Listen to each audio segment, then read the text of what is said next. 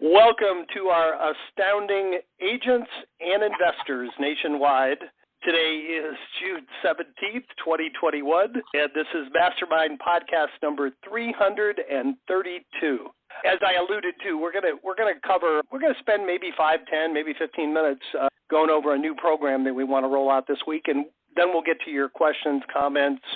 If you have questions about the program, that's fine. If you have just general probate questions, we will get to you, even if we have to stay a little bit of overtime this week. And before I introduce Bruce and let him go over this, I just wanted to preface it by saying this is our 8th year in the business, guys, and we always, I think since day one, we've always had 2, 3, 4, 5, 6 projects that we're always working on that we really think would make our service better.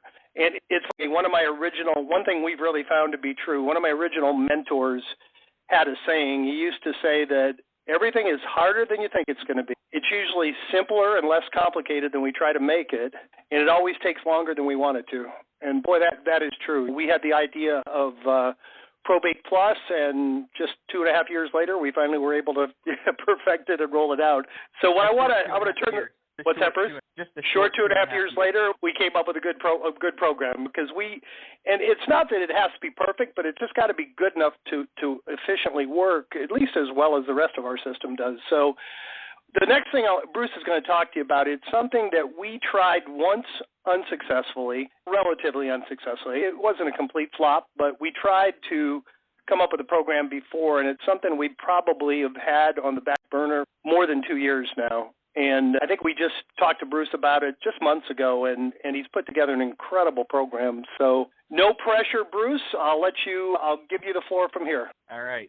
So, guys, we are now going to be able to provide you with independent contractors that work directly for you making phone calls. Those of you that are investors, call these guys VAs. Those of you who are real estate agents, call these guys one and the same people, but ultimately, they're going to be dialers and appointment setters for you and your business. They're going to work directly for you with no added markup. One of the things that I have noticed over the years is there are a bunch of companies out there that go out and they hire some independent contractors that are all typically off and they pay them $5, $6 an hour, and then they bill you $11 or $12 an hour. And while that's a great business model and it's still extremely affordable, we want to pass these trained ISAs along to you at cost. So if you choose to bring one of the ISAs that we've trained for you and provided on, then you pay them directly.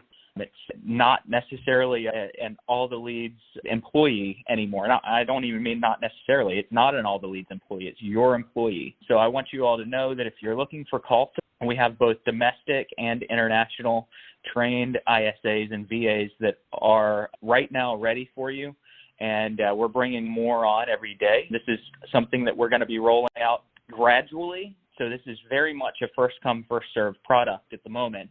If we get 100 people that want to sign up, it might take me a couple of weeks to start to deliver the trained ISAs for you, but we've got a couple of them that are ready right now, and I just wanted to let everybody know if you're looking for someone to make those phone calls and help warm up your leads for you and give you a higher quality lead, look no further. For the most part, depending on whether they're international or domestic, you could pay under $20 an hour probably, and all the way down as little as $5 an hour if it's an international ISA. Let us know. Perfect. And Bruce, I know you didn't want to get too much into the pricing, but just to be clear, it's not only finding them, but you're putting together a program that you will offer ongoing training to them. And there's a very small charge for that. I don't know if you want to go over that now or later, but yeah. So it's not find and cut them loose. It's find, monitor, train them, give them support, encouragement, and training. And this isn't you hire one person and you're stuck with them for life. If you hire somebody and you feel like it's not working out, we can switch. We don't want you to do it every day. But you're their employee. You're the employer. They're the employee. We are just sort of like a headhunter. I don't know if that's a good example. We went and found them, and then Bruce is going to coach them. And so it should be a delivered to you product. Yep, it'll be delivered to you. So yes, the VA would be your contracted employee. So they're an independent contractor, but they work directly for you. And then I would be let's use the analogy of a third-party HR manager. So I'm tracking their hours, I'm screenshotting their desktops to make sure that they're not watching YouTube videos on your dime. I'm doing 2.5 hours of personal training with them every single week to make sure that they're the best of the best and that they're delivering leads to you the way that you need them delivered. One of the big things that a lot of people are going to ask that I want to go ahead and address right now is what they're trained to do. Are they trained to set appointments for you, or are they trained to warm your leads up for you? And the answer to both of those is yes. Our primary approach is going to be to train them to warm your leads up for you. For those of you that have been on these calls and been on foundations in the past, that I'm a big advocate of you making phone calls. I don't ever want to tell you as one of our subscribers to not make phone calls. I want you to. I want to teach you how to call. But this is someone who could literally step in and call for 2, 4, 8 hours a day and supplement some of those personal phone calls that you're making. And I want you to think of them like a metal detector. You're out on the beach and you're trying to find the leads that are ready, willing, and able to sell a house.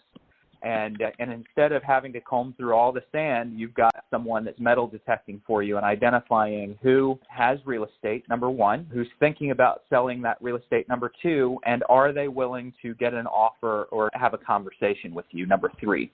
And if they come through all three of those screens with the ISA, then they kick them over to you, and that's your lead from that point forward.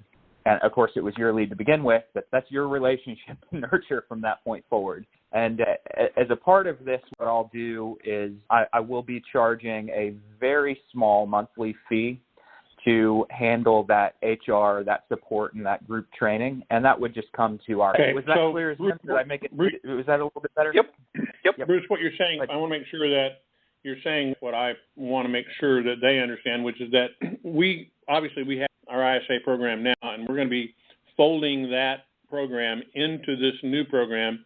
So those of you who are currently working with us, you'll just continue to do that, but you're going to be basically moved over to this. So you're going to be grandfathered in, and you'll certainly be first in line in your market to do this. It is a limited program. We're not going to do it for everybody. It is limited, and part of what Bruce is going to be doing is qualifying the folks that contact us and say they're interested, qualify them for the program. He'll talk with you and customize the best way to do this program for you, which will determine what your costs are going to be and all that, and he'll explain all that. And then going forward, Bruce will basically also be working with you also as a contractor and manage those people for you as your HR. The bottom line is you won't have to do any of it. You'll simply have contractors that work for you, and we're managing it all for you under this new program that we're putting together. So Bruce will be a contractor as well as the folks that are there, and he's going to help make sure that they're doing a perfect job for you to deliver the best results. It's a hybrid program. Nobody's done it the way we're doing it before, and plus to be pretty innovative in the things that we do, and that's why we're so excited about doing this. We know that what we're offering hasn't really been tried before, and all we need to make sure of is that the folks that are doing it for you are both affordable and extremely well trained, and then make sure they're monitored correctly, and that's what Bruce is going to be handling for you. Did I say anything wrong? No, you hit the nail on the head. Perfect. Okay. So if anybody has any questions about that, you should hop in the queue and ask them. The other thing I was going to say is we should probably tell them what to do to get involved in this, and it's very simple.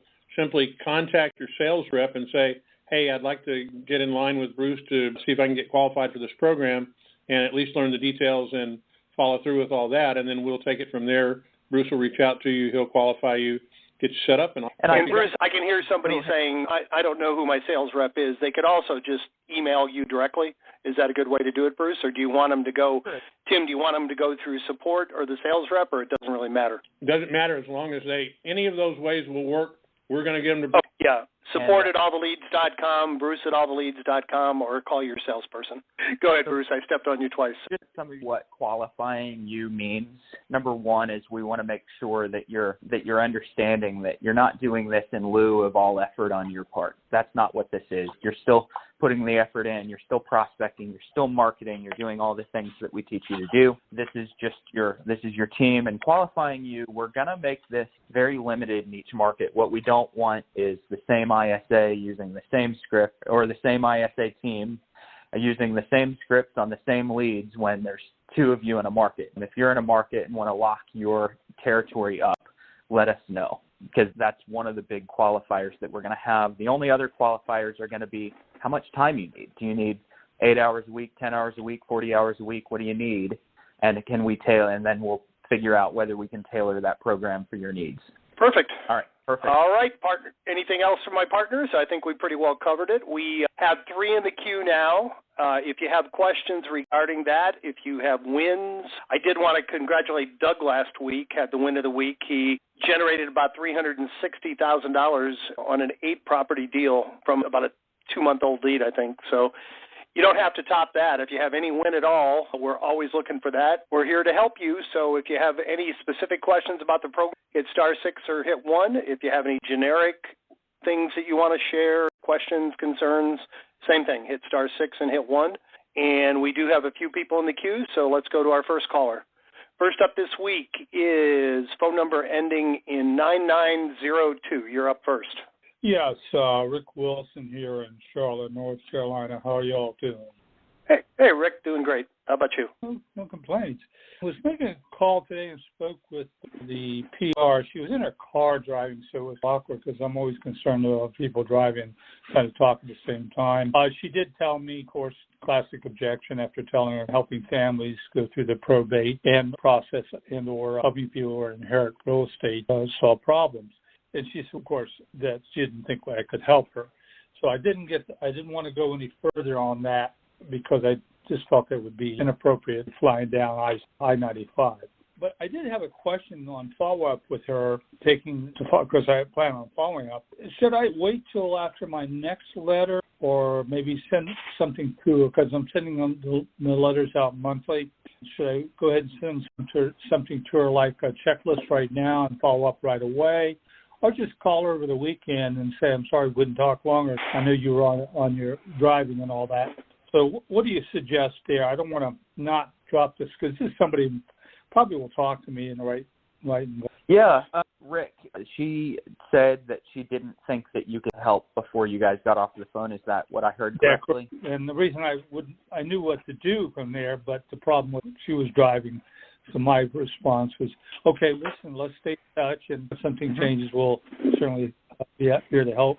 So I do want to follow up with her because I think she wanted to talk. It was just really not the right time in a car going down the road 75 miles. Yep. So. Hey, if somebody wants to answer the phone, I would keep them on the phone. But you're probably a better person than me. So I don't think so. the what to do is I would start her on a personalized or customized mail campaign. I wouldn't at this point, since you guys didn't speak very long, I wouldn't take her out of your All the Leads campaign, which I know you weren't planning to do. Some of you know that I teach you, if you have a great conversation with someone, you don't want them getting a letter the next week saying, hi, my name's Rick, I wanted to introduce myself. So if I have a conversation with someone, I'm usually going to take them out of the All the Leads campaign.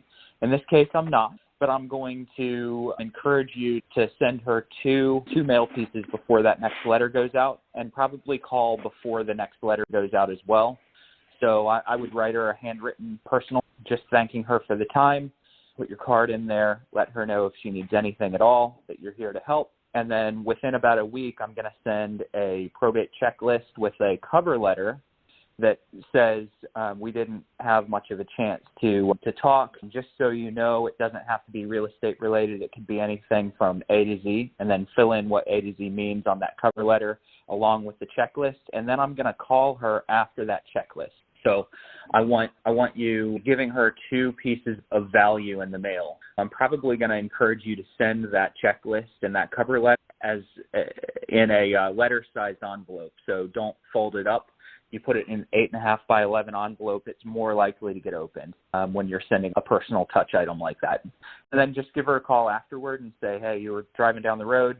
So do both of those letters over the next week, and then call her the next week after she's gotten both pieces. Okay. I did have 1 or 2 quick other questions. And one was, do you leave messages if you get voicemail? Definitely. Okay. Even though you haven't talked to them before, they have received a letter supposedly received a letter from you. You go ahead and leave voicemail. Okay. Yep. Yeah, that first message, so the first time I call someone, if they don't answer, it depends on how soon I plan to call them again. So if it's within 2 or 3 days that you're going to do a follow-up call, don't leave a message. You want maybe some curiosity to kick in. If you're not going to call again for a few weeks, leave a generic message. Hey, this is Rick. I'd shot you a letter and brochure a couple of days ago. Wanted to make sure you got that. Understood what it was for. If you could give me a call, I'd appreciate it. So generic. Now, after that generic message, if someone has proven to you that they're not going to call you back, then your messages need to start getting more detailed, because those detailed messages with your elevator become an extension of the marketing you're going to do. That way, if they're getting a letter that says, I help with real estate, repairs and maintenance, personal property, and they're getting a voicemail every 2 weeks that says, I help with real estate, repairs and maintenance, personal property, it's really going to start to stick through that repetition. So your first message is generic. Your subsequent messages are concise and specific. How do you use texting, if you use it at all? Jim, I think, has done a little bit more texting than I have. I may, after a couple of months, and this is a way, not the way. I haven't really tested text, but after a couple of months of not getting someone, I might follow a voicemail up with a personalized text. I'm usually not going to do a bulk text drop just because of the legal and FTC risk that's involved in that. But if they haven't answered for 3 or 4 calls, I might call, leave a voicemail, and then maybe text that afternoon, just to see if they engage a little bit faster over text than the phone. I've used that approach in the past with other leads. I think that's a good way of doing it, is to see if your experience reflected my own. I've never done text mail drops, and I'm not likely to do so because of the issues. Okay, listen, those were my questions. You answered them, and I appreciate it. Unless someone else has something to offer, I'm all ears. But no, I haven't really done text in the past, unless they specifically say text me your info, and then I've done it. But I've never done text mail campaigns. We have had subscribers that have claimed very good success with it. Like Bruce said, just be careful. You don't, until you have some kind of a relationship with them or you have permission, you're not supposed to text them. It's probably, I don't know if it's more or less risky than a voicemail. It's probably a little bit less. I'm not real sure. Tim might have an opinion on that. But I don't not do it because I'm afraid of the consequences. I'm just not real savvy at how to do it in bulk. If I was, I probably would have done it in the past. The only thing I would say is that I always sound like the voice of, I'm from the government, I'm here to help you. TCPA is pretty specific. TCPA being the federal act that governs using the phones and using text for that. Pretty specific about what you can and can't do. You need to make yourself familiar with that and all of that.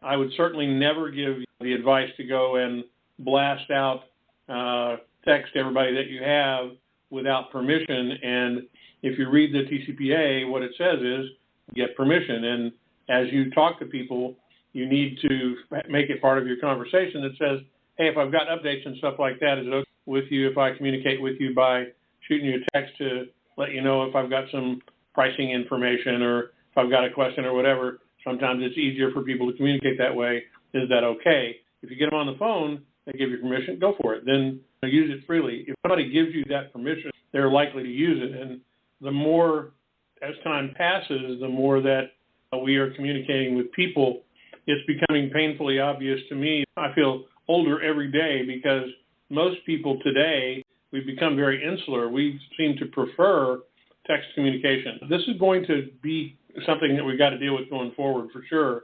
And you just need to make it part of any conversation that you have with anybody to get that permission and make sure that it's there. Now, legally, you probably should find a way to get it in writing, put something out to somebody in an email that they agree to and all that. And I think that's something that we need to do a better job giving you guys in general some advice about how to do this so that you can begin to build a textable list, because it's a very valid way to communicate. I'm going to give you one quick example, and then I'll get off my soapbox. We have a custom butcher here in our local marketplace, and certainly not normally be aware that there would be any specials on meat anywhere. And they do a really good job of once a week sending a text out with whatever specials that they have. And they've absolutely roped me in to come pick something up for the grill over the weekend by sending me a text. And it's not offensive, and they don't overdo it. I get one a week, And you can get in that situation with people. It's a great way to be top of mind all the time. So I do urge you to get permission to do that and begin building that textable list. But you're also going to have to give people the ability to make you stop doing it as well. So you're going to have to build the right technology to do it. Yeah, I think you're right. I think you need to get permission on the text thing. And then you mentioned giving, for lack of a better description, passive approval by following quick. But that, you need their email to do this. But email them and say, thanks so much for the conversation. I'll be sure to incorporate texting in my updates to you. But if at any time, for any reason, you choose not to receive text, just let me know. I'll be happy to stop that right away. Something like that. Yep. So Go ahead. I'm sorry, Tim. Put the onus on them. But now you have, because if they respond, no, we didn't have that. No, we thought that. Then you know that they don't want you to text. But if they don't respond, then I think you got some covered. Yeah. While Tim was talking, I remembered there's a local wholesaler who I get texts from him probably once a week, and his texts are always the same. Hey, I don't know if you remember, but I think I recently met you. Might have been a while ago at an open house, and you asked me to keep in touch. I haven't done an open house in 10 years. I know that's totally BS. It's just the way he texts out to realtors to make sure if they complain that he's got a back door to back out of, which is actually, it's a little deceitful, but it's clever. And I appreciate his approach, and it doesn't bother me. But yeah, the better approach though is get the permission, like you said. So good question. And I do think, I mentioned at the beginning of the call, it is on our list, both an email and a texting program. I just can't say if it'll be in 6 months or 2 years, but it is something that we eventually will roll out when the priority, it comes around in the priority list. So thanks for the reminder. Appreciate it. All right, guys, this is perplexing. We had 5 in the queue. And I guess you all had listing appointments because 4 of you disappeared. Jump back in, please.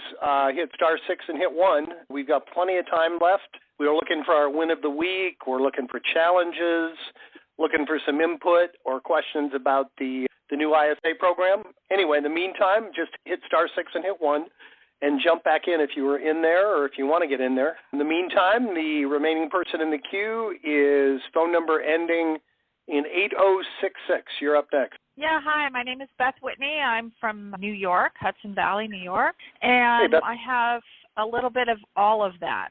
So good. So yeah.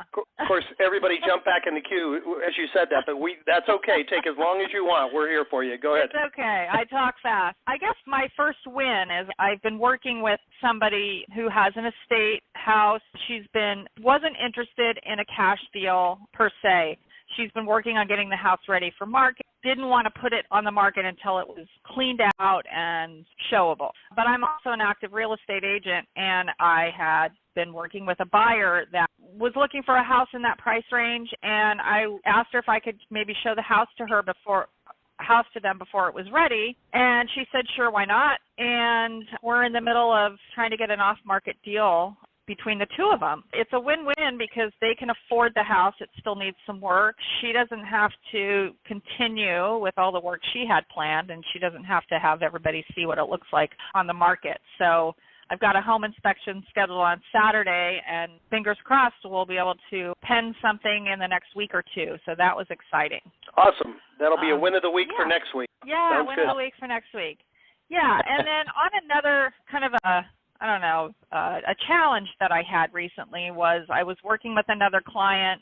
I had met with them, but they hadn't actually gotten through the whole process of actually being able to, they were not yet legally able to sign any paperwork because the attorney was still working on getting them assigned as the personal representative. And I was working with them, following up every week, and as soon as they had the ability to move forward, they signed with another agent. So I guess my question, is there a workaround to that? Can I have them sign something that says, yes, I'm going to work with you, even if they don't have the legal capability yet of selling the home?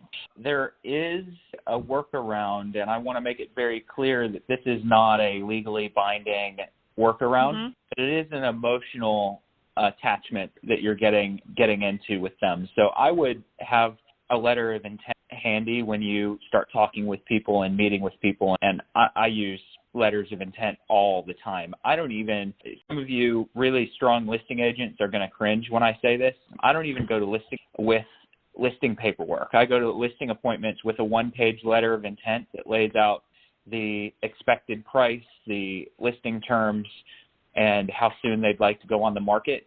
And we fill in 3 blanks, and I say, just sign here. This is not binding. You can change your mind at any point, but it gives me authorization to go get to work on your listing. And I would probably do something similar to that with the people that aren't ready yet, just to get that emotional commitment. Now, I would bet, based on what you told me, that they were probably dragging you and another couple of people along for the same ride and just not telling you about each other. So I think that this is one of those issues where you probably need to ask another extra set of qualifying questions to find out which other agents they're interviewing. So instead of saying, who else are you interviewing or have you spoken with another agent, I'm going to assume that they have and let them correct you. So at some point during that conversation process, I'd say, does this price line up with other prices that you've gotten, that you've received? And if they say, yeah, it's right in line, or it's a little high, it's a little low, then you know that they've probably been talking to a couple of other people. So it's an indirect way of asking in a way that kind of tricks them into telling you the truth, as opposed to hiding their other conversations that might be going on. Okay. Yeah, I know that happens. It's just that there was a lot of follow-up and getting them lined up with other resources and things like that. And I was just looking for a way I get them to commit, and I agree. I understand it's not legally binding, but I think when they put pen to paper, there is an emotional kind of, my word is my signature is my bond kind of thing. And Beth, I was gonna add something to that real quick. I can remember, I can't say I did it a lot, but I can remember one example. It was years ago where I probably didn't do a real good job of qualifying, and I didn't really know until I got there that they were not yet authorized to sign the paperwork. And I had my listing paperwork with me. I didn't have the letter of intent with me. And I'd check with your attorney. I don't think this is illegal. It's not binding. I just went ahead and had them sign the listing and said, okay, let me know when you get the authorization. I'll date it and send it. And it's not, as long as they are going to be the legitimate executor and they're not fraudulently giving you permission, it's kind of like it's post-dating, or it's like predating the listing. And in that particular case, a couple weeks later, they called and said, okay, go ahead and submit it. So at least use what you got with you, and whether it's binding or not, anything you get signed is better than nothing, because, again, it's a commitment that there's somewhat of a commitment that they're making. So I triggered that example, and I wanted to throw that in also. Go ahead. And sure. I do. So as I mentioned earlier, I live in New York State. We are still under a state of emergency where cold calling and soliciting people that we don't know is prohibited.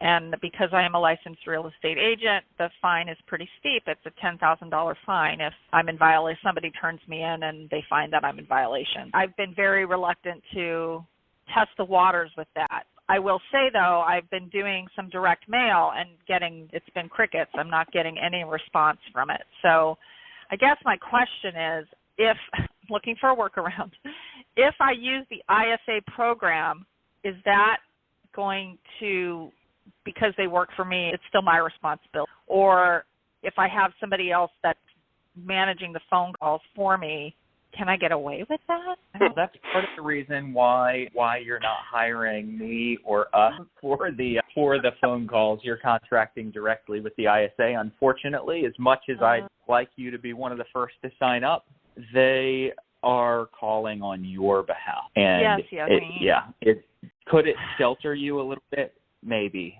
but it's not going to limit or eliminate your risk. Here's the challenge. Let me just say one thing here. This is Tim, and of course I'm the corporate watchdog for the things that we do because it's part of my job. But the TCPA was designed very specifically. It came out of insurance industries and other industries that started doing bulk calling and robo-dialing.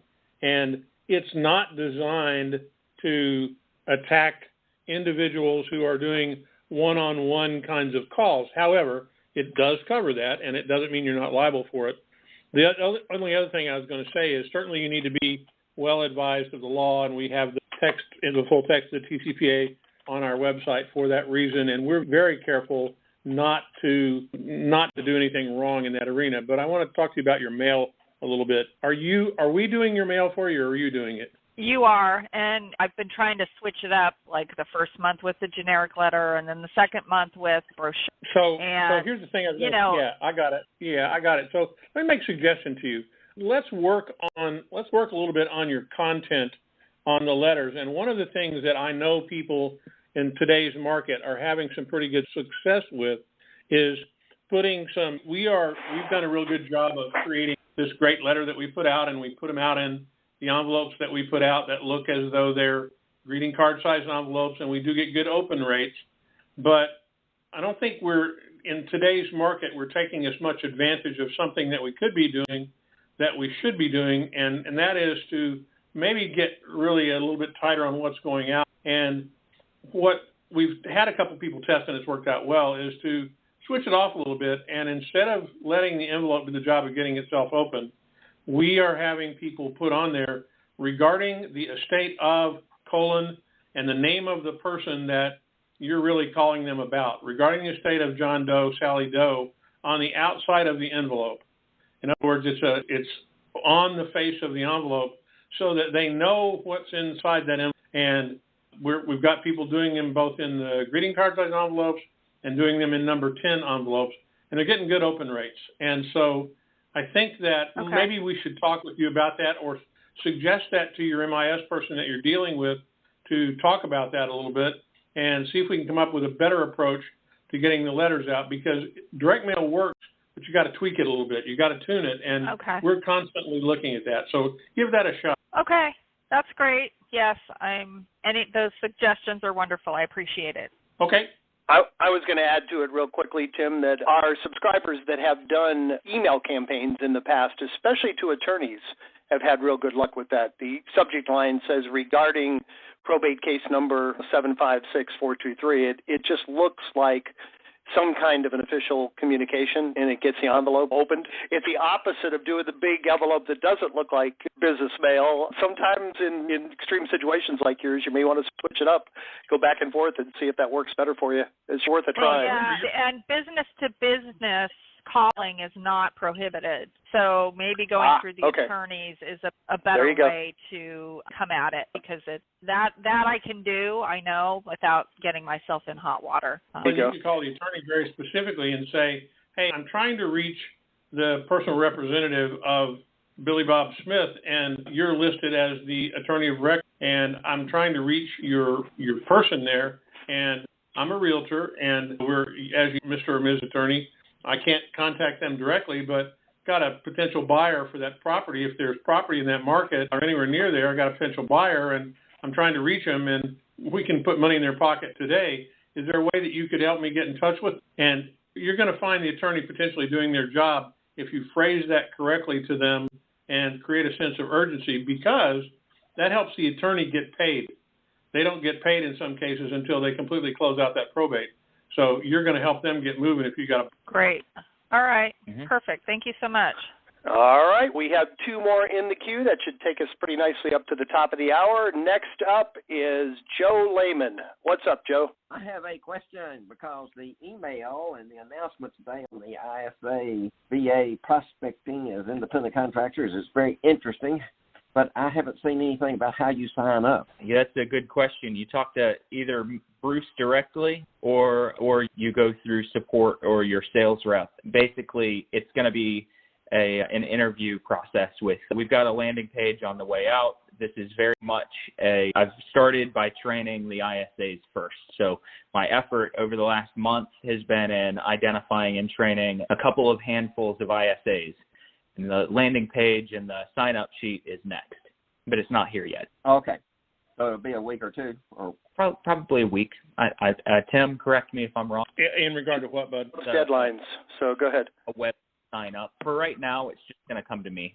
The web sign-up's not precluding getting this done. Yes, bottom line, to answer Joe's question, get in touch with Bruce. We said earlier on the call, either send an email to support@alltheleads.com or to bruce@alltheleads.com, or call your sales rep. Any one of those three will get you in line to get in Bruce's queue, and once he gets you squared away, we'll find a way to help you get moving. Mm-hmm. Yeah, there's definitely no need to wait for a web page to be up to sign up. I have ISAs that are ready to go. All right, great. Hey, Joe, I'm just curious. You're probably as good as anybody. I've known you a long time, and you're probably as good as anybody I know getting on the phone and making the calls, and you still are considering hiring an ISA. Is it just a bandwidth issue why you want to do it, to give yourself more time to do other things, or is it, or you were just curious? Okay, that makes sense. Sure. Yeah. Okay. So we line them up and you knock them down. This allows you to only talk to the higher level people that have raised their hand and are ready to do something. I love it. And we'd love to have you testing it, Joe, because I know you get great results with it.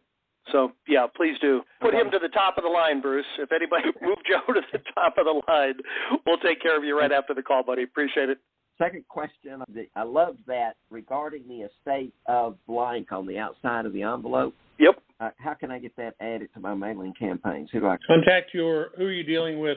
I can look this up, Joe. We'll make sure somebody gets in touch with you right after the call. And also, do we have pre-set up email campaigns to attorneys, or has that just been something that individual participants in ATL have done? Yeah, we have an attorney letter, and I know the letter. Yeah, and that's generally what it is, that particular letter, but you need to customize it, obviously, to make it work for you. No, he was asking about emails. He was asking about emails, Tim. Oh, I'm sorry. No, that's okay. We've had agents in the past tell us they were successful. We've never really been able to get anybody to share a successful campaign. So I would love, and it is on coming attractions. It's just not at the top of the list. It is something eventually we're going to automate. It's going to be a product we're going to offer. It may not even be this year. In the meantime, I would really ask anybody out there that's got a good, successful email campaign with attorneys, let us know and we'll share it, or go to All the Leads Mastermind Facebook group and put it in there. We really appreciate it if you share. That's all my questions. Fine. All right. Thank you, Joe. We got 2 more in the queue, guys, so that should take us up nicely and finish off the hour. Next up is phone number ending in 4663. You're up next. Thank you for all of you about the ISA service. One logistical thing that occurred to me, the CRM management. So will the ISAs be operating from inside our CRM so that all of their activity can be tracked and any notes that they take? Or will they have a separate CRM and there'll be some more handing off of leads versus results? They will definitely have access to our CRM. Bruce? Yes, they will have access to the CRM. They will, depending on how efficient you'd like them to operate, then I would normally encourage that they call through either a Mojo call tools. A couple of people are, I know, using Happy Grasshopper and some other dialers. At this moment, I've trained them on Mojo Cells and Call Tool. So if you don't use a dialer and they're calling manually from your CRM, that's fine. It's going to slow their calls, but they can add notes and screen and exclude people from your campaign and everything inside of your ATL account if that's something that you choose to give them access to. So I would. And Bruce said, go ahead. I think I would be very open to having them operating from within, say, another account. So in that case, my ATL leads would be in. They would just be calling right down, and they could flag calls for follow-up right from in there, correct? Mm-hmm. And so, correct. Okay. Yep. So that's much more seamless. You mentioned that these were, and related to that, you mentioned that these were 1099. I hope that they would be considered 1099 payees, right? So that we remove the employer-employee relationship, so that they're not W-2 employees. If they're domestic, yes, 1099. If they're international, then they won't be 1099, but there is a similar form that you fill out to preclude paying taxes. So they are an independent contractor of yours. Excellent. Okay, good. All right. And that's the ideal, that's the relationship I'd be looking for. So now back to the Mojo Cells. I'm not supposed to direct their time. I'm not supposed to direct their efforts, but if I ask them to be inside my Mojo Cells, making the calls, does that cross that line between employer-employee relationship? Oh, yeah, you can offer direction. There's being an employer-employee, I understand what you're saying. They are still contracted with you, and so as an independent contractor and you as the client that they have, you can direct how things to be done. Now, with that said, I want to make it very clear that that's the one that's for the most part, I'm training them on their techniques and their dialogues. If you or if any of our subscribers have an ISA that's full-time, so you want someone for 40 hours a week, you'll have a little bit more authority over how they do their job than if you have them for part-time, because they might have 3 or 4 other clients if you're only part-time with them. And I need to keep their process uniform from one client to the other. Okay. Yeah, I'm actually wanting to have less control and less authority so that I further establish that separation between contractor versus contractee, so that I'm not responsible for their taxes or insurance or any of that. Okay. Yep. Okay. Understood. Yeah, so thank you. One question or one comment I have, something you prompted in my memory when you asked that question. When we first started doing an ISA program in-house, probably 2-3 years ago, I still remember one of the early subscribers, the ISA got someone that had, and I might be exaggerating a little, although my partners will tell you I never do that, but someone had 21 properties, and the ISA left a message for the agent. It was like on a Wednesday or Thursday, and the agent didn't call back till Monday, and the person had listed them all with someone else. Bruce, I don't know if you've given any to some kind of a hyper notification process. And again, I guess it's your employee, but I would highly encourage you to give this person your cell phone number or the thing that you're going to most quickly respond to, and say, please, when you get a hot one, notify me immediately and get right on it, because you're paying these people money. What you don't want is for them to make a note in the CRM, like you just said, you're not paying attention to the CRM anymore, and by the time you see it, they've listed it with someone else. So set some kind of a notification mechanism like that, please. We have almost immediate notification when those go out. So I have managers that are going to be working on the end that get notified, and then they immediately notify the client. Perfect. And give that your highest priority to call those people right back. That's great. All right. Thank you, sir. We have one last caller, and then we'll wrap it up this week. I'm going to close the queue. Last up this week is phone number ending in 6003. You're up last. Good morning, or good afternoon. Sorry. This good is evening. Bailey. I am in Sarasota, Florida. I am new to all the leads. I have not signed on with you guys yet, so I'm just exploring what all you have to offer. So I jumped on this ISA call because I thought that was a pretty interesting extra level to be at. And sure. I am wondering how you guys are getting your leads. Yeah, and we'll give you a quick answer, but if it's okay with you, your first name Patricia? Oh, Bailey. I saw Patricia Dempsey on the caller ID. So, Bailey, what I'll do, if it's okay with you, if you're in our system, you've been assigned one of our support people, I'll have them reach out to you and explain the whole program to you after the call, if that's okay. That'd probably be a more efficient way to do it. Do either of my partners want to give her like a 2-minute summary, or should we just do it after the call? Any of you guys want to add anything to her? I'll be glad to do it, and it'll finish off the call. Okay, perfect. Okay. Go ahead. So we do it in multiple different ways, and I think that's really the issue here. It's very much dependent. Initial data gathering is dependent on the court. Some courts put their data online, and wherever that's possible, we do what we can to gather that information as efficiently and easily as we can. If we can get it online, obviously that's what we're going to do. A lot of courts do not allow that, and it goes from that all the way to, depending on the court, we have circumstances where a court will only allow us to pull 5 records a day, and we already have to know in advance who the deceased person is. So the effort varies based on the courts. Once we have the initial data, then that's pretty much where our automation goes in. Jim mentioned earlier on the call that we've been at this for, I think, 8 years now, and over that period of time, we've gone from a one-step automation process in the beginning to the fact that at this point, your data is going through about 32 steps before it gets to you. We make sure that it's a valid deliverable address from the Postal Service. We make sure that it is not only valid from the formatting of the address, but that indeed it's not going to get bounced because there's nobody at the end of the line there. We also make sure the phone numbers are correct. We go out and find more phone numbers. We augment as much as we can to make sure all of that data is there. And then there's another full set of processing we put it through called Probate Plus And in Probate Plus, we add a step to that, and it sends it off into other automation to go and pull the data that's there to determine if indeed Sally Beth Smith of 123 Elm Street owned any property. And just because there's a probate doesn't necessarily mean that there is property. In most cases, over 60% of them, there is property owned, because most states have thresholds for probate that require a certain dollar amount, or you don't have to go through a formal probate hearing. So typically there is property, but then we go find that property not only in your local market, but anywhere in the United States. And you mentioned, I think you're in Florida. Florida is one of the most prevalent markets for having property that is local and also property where they came from, because we have such a high snowbird population here in Florida. Folks come down here, they buy a condo in Sarasota, and they still own their property in New York, or their property in, Cleveland.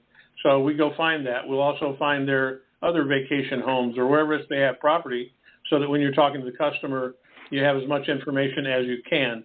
So those are the multiple steps that we go through. We know that I will say this, and it sounds like we're bragging, I don't mean it that way, but we do a better job than anybody in the world in this area. We really bend over backwards to make sure we give you the most accurate and actionable information that we can to make sure you can contact your customers and be successful. That's why we've been doing this for 8 years. Does that answer your question? Yeah, it did. It did give me a good overview. Do you also have a referral system? Yes, we do. We're actually working on, it's one of the, if you've been on the whole call, Jim mentioned that we take a while to get things done, and we really try to make sure it's as flawless as it can be before it goes out. We're trying to do exactly that, in particular, based on what I just said, that if you find someone, for example, in your local marketplace, and you also see that they own something in Scottsdale, Arizona, you need to have a realtor partner out there or an investor partner out there who can also pick that up out there and run with it, and you can get paid. So we are working on that program, but if you find something in a lead that we've furnished you and they are in a different marketplace, if you'll let us know right now, we'll get you paired up with somebody in a different marketplace that you're looking for, and we'll help you find that person. We're going to formalize that with an online program soon, but we certainly have helped people through the years many times find a partner to work with. Okay, that's good to know. All right, well, thank you for letting me jump on the call. All right. We'll get right back with you. You got it. Guys, another great call. I always end the calls the same way. I want to sincerely thank each and every one of you for being here today. I want to particularly thank the half a dozen or so of you that actively participated. I want to challenge each of you, take one idea, and we certainly had some good ones on this call, that you heard today that really inspires you. Go out and put it into practice, and please come back next Thursday and share your results with the group. Have a great week, guys. We will talk to you same time next Thursday. Take care, everybody.